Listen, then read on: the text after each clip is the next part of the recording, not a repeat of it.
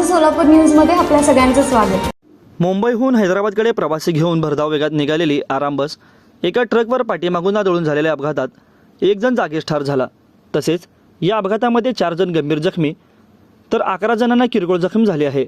हा अपघात सोमवारी 13 मे रोजी पहाटे 2:30 वाजण्याच्या सुमारास मोहोळ तालुक्यातील खंडाळी गावाजवळ झाला। याबाबत प्रवासी हाशमी सय्यद वय वर्ष 26 राहणार टोली चौकी हैदराबाद यांनी दिलेल्या फिर्यादीनुसार बस चालकावर गुन्हा दाखल झाला आहे।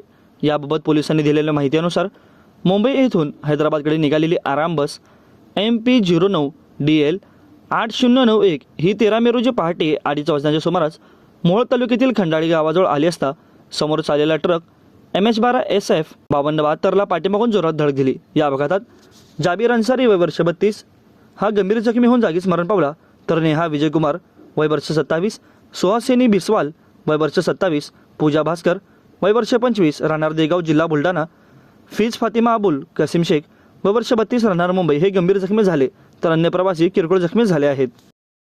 माझं सोलापूर न्यूज या YouTube चॅनलला सबस्क्राईब करा आणि बेल आयकॉन प्रेस करायला विसरू नका।